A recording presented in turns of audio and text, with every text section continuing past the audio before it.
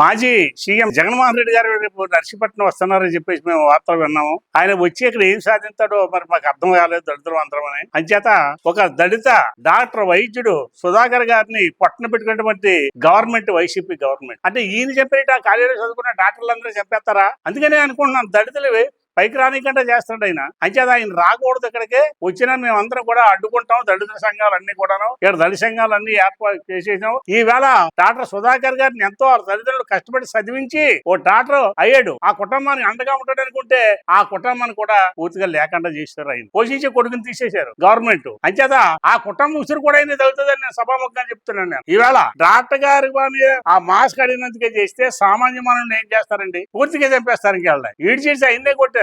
అంత చదువులు చదివాడు. అటువంటి డాక్టర్ని ఆ కుటుంబం ఎంత బాధపడుతుందో ఒక్కసారి జగన్మోహన్ రెడ్డి వాళ్ళు ఆలోచించాలి. అంచేత ఆ తప్పుడు ప్రసారాలు మానేసి రేపు మీరు మెడికల్ కాలేజీ రాకుండా ఉంటే మీకు ఉన్న గౌరవం మీకు ఉంటుందని మరి మా దళిత సంఘాల తరపున మేము హెచ్చరిస్తున్నాం.